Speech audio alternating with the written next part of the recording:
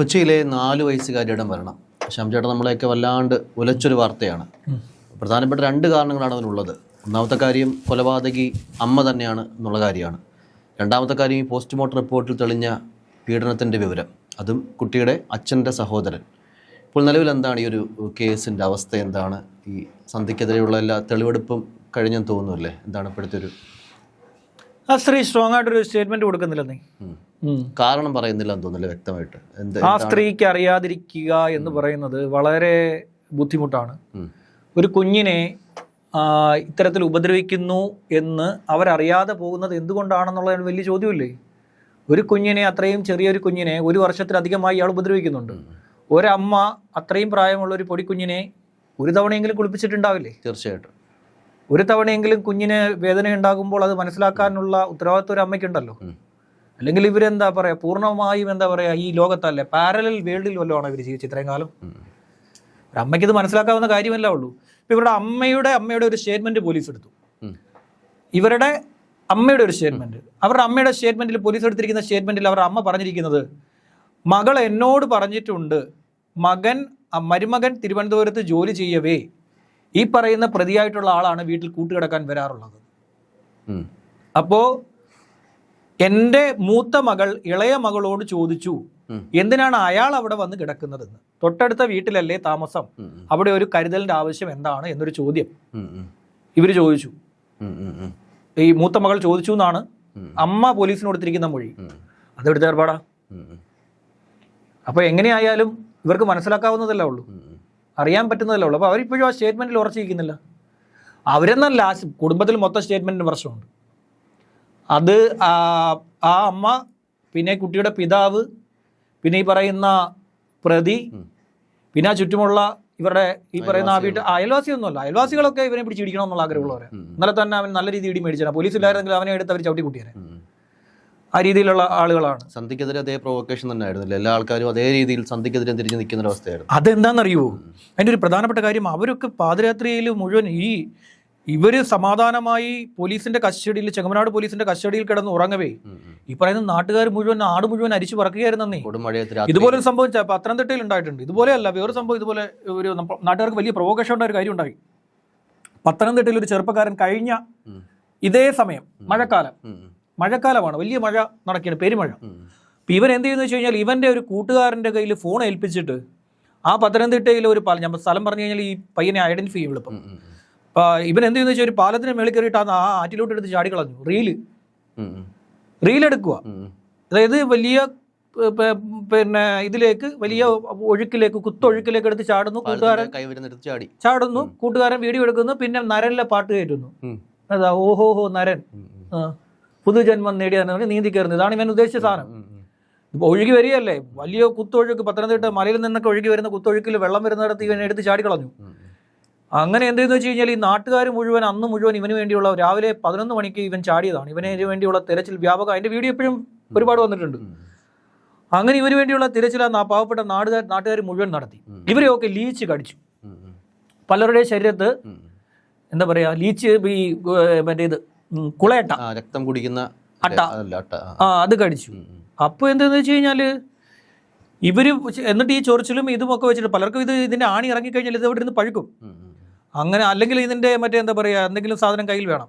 ഒന്നുകിൽ എന്താ പറയാ പെട്രോള്, അല്ലെ തീപ്പെട്ടി, അങ്ങനെയൊക്കെ ഉണ്ടെങ്കിൽ സാധനം ഉണ്ടെങ്കിൽ ഇതിനെ പറിച്ച്, ആണിയോടുകൂടി ഇതിനെ പറിച്ച് കളയാൻ പറ്റും. അല്ലെങ്കിൽ ആണി അതിനൊക്കെ തിരിക്കും.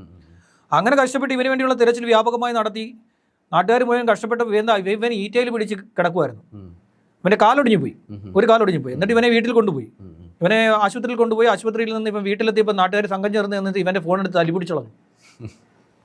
ഇനി നീ റീൽ എടുക്കണ്ടെന്ന് പറഞ്ഞു. സ്വാഭാവികമായിട്ട് അവർക്ക് ദേഷ്യം വരില്ലേ? അങ്ങനെ ഒരു പ്രവൃത്തി ചെയ്ത് അവന്റെ ഫോൺ നാട്ടുകാർ തല്ലി പൊടിച്ചിട്ടുണ്ടെങ്കിൽ ഇവനെയും പിന്നെ വെറുതെ, ഈ സ്ത്രീയെ വെറുതെ വിടുമോ? ഒരു കുഞ്ഞിനെ കൊണ്ടുവന്ന് അവരുടെ സ്ഥലത്ത് ഇതുവരെ അത്ര വലിയ ക്രൈമുകളൊന്നും റിപ്പോർട്ട് ചെയ്യപ്പെടാത്ത, വലിയ ഫേമസ് ആയിട്ടുള്ള സ്ഥിരം ക്രൈം നടക്കുന്ന ഒരു മേഖലയൊന്നുമല്ല ഈ മുഴിക്കുളം. എനിക്ക് തോന്നുന്നു ആ ക്ഷേത്രത്തിന്റെ പേരിലാണ് ഇതുവരെ അറിയപ്പെട്ടുകൊണ്ടിരുന്നത്. മുഴിക്കുളം പാലം, മുഴിക്കുളം എന്ന് പറയുന്ന മേഖല, അവിടുത്തെ ഒരു ക്ഷേത്രത്തിന്റെ പേരിലാണ് അറിയപ്പെട്ടുകൊണ്ട് ഇതുവരെ ഇരുന്നത്. ഇതിപ്പം മൊത്തത്തിൽ ഒരു കുഞ്ഞിനെ എറിഞ്ഞു പോകുന്ന സ്ഥലമായിട്ട് അത് മാറി. നാട്ടുകാർ വെറുതെ വിടും. അപ്പോൾ അവർ കൈയേറ്റം ചെയ്യാൻ ശ്രമിച്ചു. ഇന്നലെ ഇവനെ ഇവിടെ കൊണ്ടുവന്നപ്പോൾ, ഈ പ്രതി അവിടെ കൊണ്ടുവന്നപ്പോൾ അയാളുടെ പേര് നമുക്ക് പറയുന്നതിൽ ബുദ്ധിമുട്ടുണ്ട്. കുട്ടിയിലേക്ക് കുട്ടിയെ ഐഡന്റിഫൈ ചെയ്യുന്ന ഒരു കാര്യവും പറയാൻ പാടില്ല. ചില മീഡിയാസ് ഒക്കെ പറയുന്നുണ്ട്, പക്ഷെ നമ്മളത് ചെയ്യാൻ പാടില്ല. ആൾക്കാർക്കുള്ളൊരു പ്രധാന സംശയം കൂടിയാണ്. അതായത് കുട്ടിയുടെ ഫേസ് മറയ്ക്കുന്നതൊക്കെ ആൾക്കാർ ഈ പറഞ്ഞാണ് കൃത്യമായിട്ട് അതിനെപ്പറ്റി അറിയാത്തത് കൊണ്ടാണ്. എന്തിനാണ് ഈ പ്രതിയുടെ മുഖം മറയ്ക്കുന്നത്, അല്ലെങ്കിൽ പ്രതിയായിട്ടുള്ള കൊലക്കുറ്റം ചുമത്തിയ അമ്മയുടെ മുഖം മറയ്ക്കുന്നത് എന്താണ്? അതിൻ്റെയൊക്കെ ഒരു നിയമവശങ്ങളൊന്ന് പറയാം, അല്ലെങ്കിൽ അതിന്റെ കാരണം ഒന്ന് പറയാം. പലതവണ സുപ്രീം കോടതിയുടെ വിധി വന്നിട്ടുള്ളതാണ്.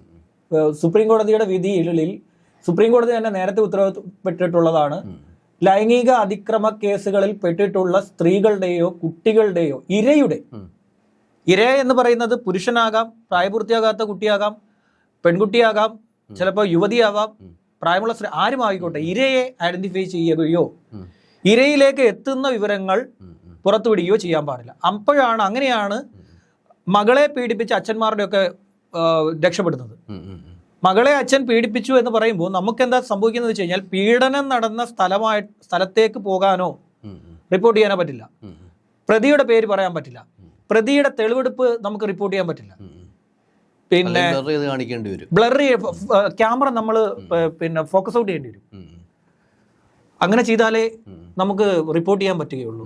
നമ്മുടെ ഭാഗത്ത് നിന്ന് ഒരു കാരണവശാലും ഒരു സമൂഹ മാധ്യമം വഴിയോ അല്ലെങ്കിൽ ഏതെങ്കിലും ഉത്തരവാദിത്തപ്പെട്ട മാധ്യമം വഴിയോ ഒരു മാധ്യമം വഴിയും ഇരയെ ഐഡന്റിഫൈ ചെയ്യുന്ന ഒരു വിവരവും പുറത്തു വരാൻ, ഇരയുടെ ഐഡന്റിറ്റി തെളിയിക്കുന്ന ഒരു കാര്യവും വരാൻ പാടില്ല. അങ്ങനെ വരികയാണെങ്കിൽ ഇപ്പോൾ ചിലരൊക്കെ അത് ചെയ്യുന്നുണ്ട്, പക്ഷേ ഇത് നമ്മളിപ്പോൾ എന്താ പറയുക, നിയമപ്രകാരം പ്രവർത്തിക്കുന്ന ഇന്ത്യൻ ലോയെ അനുസരിച്ച് ഇന്ത്യൻ ലോ എന്ത് നിഷ്കർഷിക്കുന്നു അത് പ്രകാരം പ്രവർത്തിക്കുന്ന മാധ്യമ സ്ഥാപനങ്ങളൊന്നും അത് ചെയ്യാറില്ല. പിന്നെ എന്തും വരട്ടെ എന്ന് പറഞ്ഞ് എന്താ പറയാ, വ്യൂസിന് വേണ്ടി മാത്രം ചെയ്യുന്നവർക്ക് ഇതൊക്കെ വിളിച്ച് പറയാൻ പറ്റും. അങ്ങനെ ചെയ്യുന്നവരാണെങ്കിൽ പോലും അവർക്കെതിരെ ആരെങ്കിലും കൊണ്ടുപോയി കോടതിയിൽ ഒരു ഹർജി സമർപ്പിച്ചാൽ അവർക്കെതിരെ കേസെടുക്കാൻ പറ്റും. ഇതേ ആക്ട് അവർക്കെതിരെ ചുമത്താനും പറ്റും. കാര്യം കുറേ അധികം ആൾക്കാരുടെ എങ്കിലും ഒരു ധാരണ, പോലീസ് ഇവരെ സംരക്ഷിക്കുന്ന രീതിയിൽ, അല്ലെങ്കിൽ എന്തിനാണ് അവരുടെ മുഖം മറയ്ക്കാൻ, ചിലപ്പോഴൊക്കെ തോർത്തൊക്കെ പോലീസ് മേടിച്ചു കൊടുക്കുന്ന അവസ്ഥയൊക്കെ ഉണ്ടാവാറുണ്ടല്ലോ, മുഖം മറയ്ക്കാൻ തന്നെ. അപ്പൊ പല ആൾക്കാരുടെ സമൂഹത്തിലെ കുറച്ചധികം ആൾക്കാരുടെ എങ്കിലും വിചാരം പോലീസ് ഇവരെ സംരക്ഷിച്ച് പിടിക്കുകയാണെന്നൊക്കെ ഉള്ള രീതിയിലാണ്. അല്ല, പോലീസിനെ അങ്ങനെ സംരക്ഷിച്ച് പിടിക്കുന്നതല്ല. ഇതിന്റെ ഒരു കാര്യം എന്ന് വെച്ച് കഴിഞ്ഞാൽ, ഇത് സുപ്രീം കോടതി പലതവണ പറഞ്ഞിട്ടുള്ളതാണ്. ഡൽഹി നിർഭയ കേസിലെ പിന്നെ പറഞ്ഞിട്ടുള്ള കേസാണിത്. ഡൽഹിയിലെ നിർഭയ കേസിന്റെ വിധി എടുത്ത് വായിച്ചാൽ അതിൽ വളരെ ക്ലിയർ ആയിട്ട് ഇതിനെക്കുറിച്ച് പറഞ്ഞിട്ടുണ്ട്. അതിലൊരു വലിയ പാരഗ്രാഫ് തന്നെ ഇരയുടെ ഐഡന്റിറ്റിയെ കുറിച്ചാണ്. പൊള്ളാച്ചി പീഡന കേസ് അതിൽ പറഞ്ഞിട്ടുണ്ട്.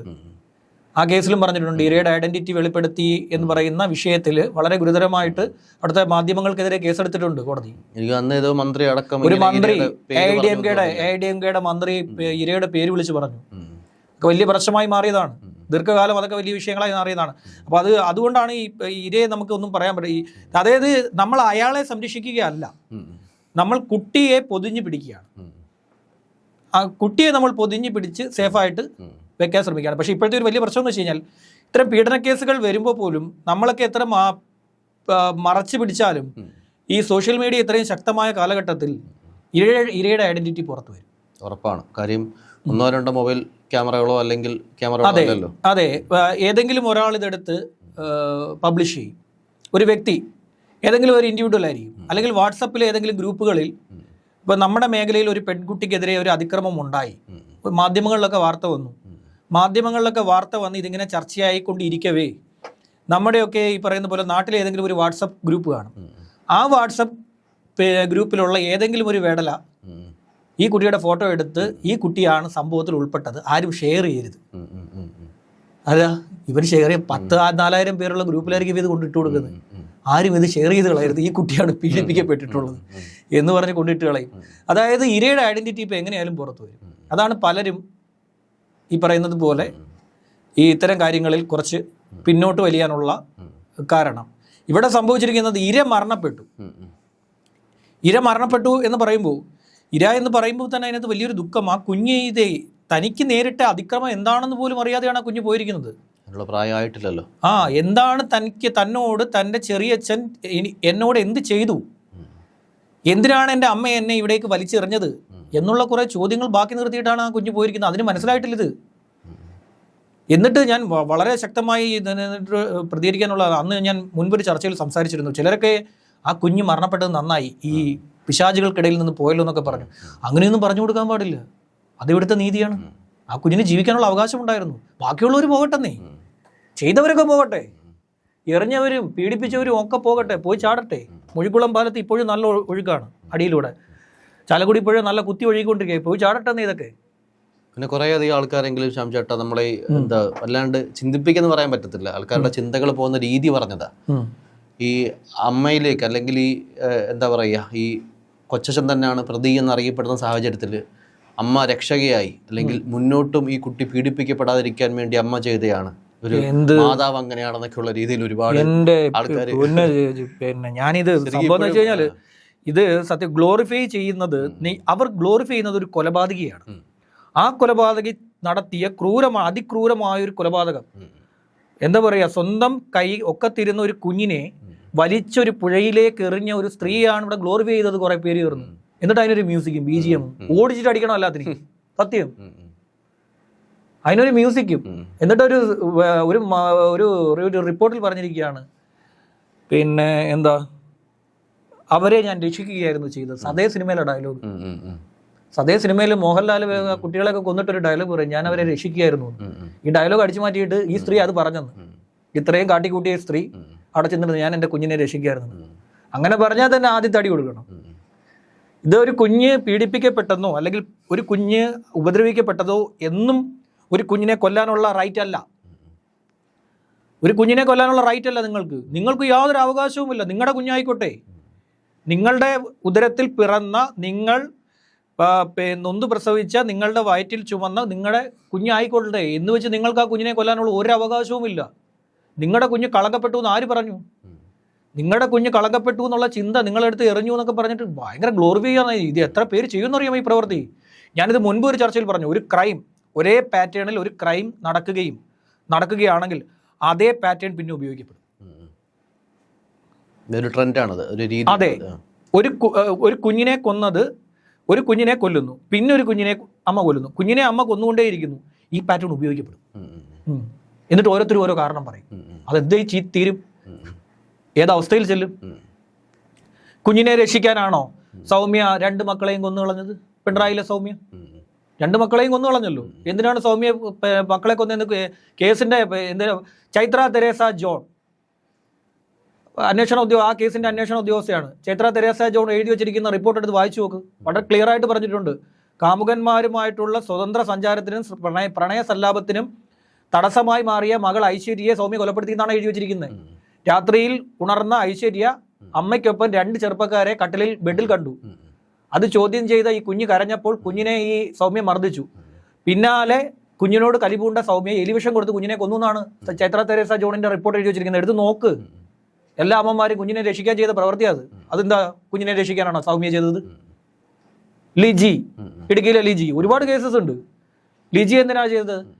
ലിജി ചെയ്തത് ആ ഭർത്താവ് എന്ന് പറയുന്ന മനുഷ്യൻ വളരെ പ്രിയപ്പെട്ടതായി കരുതുന്ന കുഞ്ഞിനെയും ലിജി കൊന്നു. അതിന് ആദ്യം ഭർത്താവിനെ കാമുകനൊപ്പം ചേർന്ന് തല്ലിക്കൊന്ന് ഇവിടെ കുഴിച്ചിട്ടുള്ളു, പിന്നെ ഇതില് ഫാമില് കുഴിച്ചിട്ടു. എന്നിട്ട് മകളെ വിഷം കൊടുത്തും കൊന്നു കളഞ്ഞു. 2 കേസാ. ഒന്ന് മുംബൈയിൽ വെച്ച് മകളെ കൊന്ന കേസ്, പൂനെയിൽ വെച്ചിട്ട്. ഒന്ന് ഇടുക്കിയിൽ വെച്ചിട്ട് ഭർത്താവിനെ കൊന്ന കേസ്. 2 കേസിലാണ് ലിജി പ്രതി. കേസ് ഡയറി എടുത്തു നോക്ക്, വേണ്ട കുറ്റപത്രം എടുത്തു നോക്ക്. ഇതൊരുപാട് പേര് സ്വന്തം കുഞ്ഞുങ്ങളെ ഒഴിവാക്കി ആരുടെങ്കിലും ഒക്കെ പോകാൻ താല്പര്യപ്പെടുന്ന, ഇപ്പം ആണായിരിക്കും പെണ്ണായിരിക്കും, കുഞ്ഞിനെ കൊന്നു കളഞ്ഞിട്ട് ഞാൻ അതിനെ രക്ഷിക്കായിരുന്നു എന്ന് പറഞ്ഞു കഴിഞ്ഞാൽ ഇത് എടുത്ത നീതിയാ? BGM ഇട്ട് അലമ്പുക. ഇതൊക്കെയാണ് ഇവിടെ നടന്നുകൊണ്ടിരിക്കുന്നത്. ഏതായാലും ഈ സ്ത്രീ അവർ അത്ര വലിയ എന്താ പറയുക നീതിയാണ് ആ കുഞ്ഞിന് നേടിക്കൊടുത്തതെങ്കിൽ എന്തുകൊണ്ട് ആ കുഞ്ഞിന് പിന്നെ ആ ഇളയച്ചനെന്ന് പറയുന്ന അയാൾക്കെതിരെ ഇവർ മൊഴി പറയുന്നില്ല? ആദ്യം ചെയ്യേണ്ടത് അതല്ലേ? ഞാൻ ഇതൊന്നും അറിഞ്ഞില്ല എന്ന് പറഞ്ഞ് പൊട്ടം കളിക്കുന്നതാണോ വേണ്ടുന്നത്? പ്രതി പറയുന്നുണ്ടെന്ന് തോന്നുന്നില്ല. പ്രതി പറഞ്ഞു അമ്മയ്ക്ക് ഇക്കാര്യങ്ങൾ അറിയാം, അമ്മ എന്നെ മർദ്ദിച്ചു, കുട്ടിയുടെ അമ്മ എന്നോട് ചോദ്യം ചെയ്തു, അമ്മ എന്നെ മർദ്ദിച്ചു എന്നൊക്കെ പറഞ്ഞ് ഇയാൾ പറഞ്ഞിട്ടുണ്ടെന്നാണ്. കുട്ടി പറഞ്ഞു തന്നെ അമ്മ അറിഞ്ഞു, അതെ എന്നാണ് പറഞ്ഞിരിക്കുന്നത്. എന്നിട്ട് എന്തുകൊണ്ട് ഇത് പോലീസിലേക്ക് എത്തിയില്ല? ഈ സ്ത്രീ എന്തുകൊണ്ട് ഇത് പോലീസിൽ അറിയിച്ചില്ല? വേണ്ട, ഇപ്പൊ മരണപ്പെട്ട് കഴിഞ്ഞ് കസ്റ്റഡിയിൽ വാങ്ങിയപ്പോൾ എന്തുകൊണ്ട് പറയുന്നില്ല, സമ്മതിക്കുന്നില്ല? ഞാനിത് അറിഞ്ഞിരുന്നു എന്ന് പറയുന്നില്ല. അതുപോലും പറയാത്തൊരു സ്ത്രീയാണ് ഇവിടെ ഗ്ലോറിഫൈ ചെയ്യാൻ വേണ്ടി കുറെ പേര് ഇറങ്ങി തിരിച്ചിരിക്കുന്നത്. ബാലിശമായ കാരണം പറയുന്നത്, അതായത് ഈ ഭർത്താവിന്റെ കുടുംബത്തെ വേദനിപ്പിക്കാൻ വേണ്ടി ചെയ്തു എന്നാണ് അവർ പറഞ്ഞിരിക്കുന്നത്. കുട്ടിക്ക് സ്നേഹം, ഭർത്താവിന്റെ എനിക്ക് കിട്ടാത്ത പ്രിവിലേജ് എന്റെ കുഞ്ഞിന്, എന്റെ വയറ്റിൽ പിറന്ന എന്റെ കുഞ്ഞിന് എനിക്ക് കിട്ടാത്ത സ്നേഹവും പരിഗണനയും ആ വീട്ടിൽ ലഭിക്കുന്നതിന് എനിക്ക് ഭർത്താവിന്റെ വീട്ടുകാരോട് ദേഷ്യം തോന്നി. ഒരു ദിവസം അവർ കരയട്ടെ എന്ന് കരുതിയിട്ടാണ് ഞാനത് എറിഞ്ഞതെന്നാണ് അവരുടെ മൊഴിയിൽ പറഞ്ഞിരിക്കുന്ന ഒരു കാര്യം. ഇത് മൊത്തത്തിൽ ഈ പറയുന്ന പോലെ ഫ്രോഡ് കൂട്ടങ്ങളാണ്. ഈ അമ്മയ്ക്ക് മാനസികമായിട്ട് മറ്റു പ്രശ്നങ്ങളൊന്നും ഇല്ല എന്നുള്ള രീതിയിലാന്ന് തോന്നുന്നില്ല ഇപ്പൊ അതെ, അങ്ങനെയാണ് വന്നിരിക്കുന്നത്. പക്ഷേ ഇയാളെന്ന് പറയുന്നത്, ഈ ഭർത്താവ് എന്ന് പറയുന്നത് അങ്ങേയറ്റം കള്ളക്കൂട്ടങ്ങളാണല്ലോ. ആ കുഞ്ഞിനെ നേരത്തെ തന്നെ ഇത് ഐഡന്റിഫൈ ചെയ്തിരുന്ന ആരെങ്കിലും ഒരു സാമൂഹിക, ഇത് ശരിക്കും പറഞ്ഞാൽ അധ്യാപിക തിരിച്ചറിഞ്ഞാൽ മതിയായിരുന്നു. ഈ പഠിപ്പിക്കുന്ന അധ്യാപിക തിരിച്ചറിഞ്ഞ ആ അധ്യാപിക ഏതെങ്കിലും ഒരു എന്താ പറയുക ചൈൽഡ് വെൽഫെയർ CWCയെ വിവരം അറിയിച്ച് കുഞ്ഞിനെ ഒരു സുരക്ഷിത കേന്ദ്രത്തിലേക്ക് മാറ്റിയിരുന്ന ഈ കുഞ്ഞ് ജീവനോട് ഇരുന്നേനെ. ഈ ഫ്രോഡ് ടീമുകളെല്ലാം അകത്തും പോയാനെ. അതാണ് സംഭവിച്ചത്. ഇതിപ്പോൾ ഈ പറയുന്ന പോലെ ഈ തട്ടിപ്പ് സംഘം, ഈ തട്ടിപ്പല്ല, ഈ കള്ള നാണയങ്ങളെല്ലാം ജീവിച്ചിരിക്കുന്ന ആ കുഞ്ഞ് പോവുകയും ചെയ്തു. ഈ കള്ള നാണയങ്ങൾ മുഴുവൻ ജീവിച്ചിരിക്കുന്നു. ആ കുഞ്ഞ് ആ ചെളിവെള്ളം കുടിച്ച് മരണപ്പെടുകയും ചെയ്തു. അതും ആ പെരുമഴയത്ത്, പിന്നെ ചാലക്കുടി പുഴയിലൊക്കെ ആ സമയത്ത് നല്ല തണുത്ത, ആ കുഞ്ഞിൻ്റെ ശരീരം എങ്ങനെ താങ്ങിക്കാണും ആ തണുപ്പ്? കുത്തി ഒഴുകി വരുന്ന ആ പുഴയിലെ വെള്ളത്തിൽ ആ തണുപ്പത്ത് കിടന്നല്ലേ കുഞ്ഞ് മരണപ്പെട്ടെ. അതും അതിന് മുമ്പ് ഇതും സംഭവിച്ചു, ഹൃദയാഘാതം സംഭവിച്ചു. ഭയന്നിട്ടായിരിക്കും ഹൃദയാഘാതം സംഭവിക്കുക. ഒന്നുകിൽ ഭയന്നിട്ട്, അല്ലെങ്കിൽ ആന്തരികാവയവങ്ങൾക്ക് ക്ഷതമേറ്റ് ഹൃദയാഘാതം, തലയിടിച്ച് വീണു, അങ്ങനെ ആവാനും സാധ്യത, ഹാർട്ട് അറ്റാക്ക് ആവാം, അങ്ങനെ സംഭവിച്ചതാകാം. പല പല കാരണങ്ങളുണ്ട്. ഏതായാലും ഈ കേസിൽ ഈ ഒറ്റ ഒരെണ്ണത്തിനെയും ഗ്ലോറിഫൈ ചെയ്യാൻ അനുവദിക്കരുത്. അമ്മ, അച്ഛൻ, ഇളയച്ഛൻ, ബന്ധുക്കള് ഒറ്റ ഒരെണ്ണത്തിനെ അടുപ്പിക്കരുത്. നമ്മൾ ആരെയും ഗ്ലോറിഫൈ ചെയ്യത്തില്ല. തെറി വിളിക്കുന്നവരൊക്കെ തെറി വിളിക്കട്ടെ എന്ന് നമ്മുടെ തീരുമാനം ഈ കാര്യത്തിൽ. അത് തന്നെ ഞാൻ ആ ഒരു കാര്യത്തിൽ അടുത്ത നിലപാടത്. അല്ലാണ്ട് ഇത് പറയുന്ന പോലെ അയ്യോ അമ്മ കുഞ്ഞിനെ രക്ഷിക്കുകയായിരുന്നു എന്നൊക്കെ പറഞ്ഞ് കുറേ സെന്റിമെന്റ്സും അടിച്ച് അപ്പോൾ ആൾക്കാരുടെ അയ്യോ ഇങ്ങനെയാണ് വിലയിരുത്തേണ്ടതെന്ന് പറഞ്ഞു. ഒരു വിലയിരുത്തലും ഇല്ല. മാതൃത്വം ഒരു വിലയിരുത്തലും ഇല്ല. ഈ കയ്യിലിരിപ്പിന് പറയും, ഇനിയും പറയും. ശരി.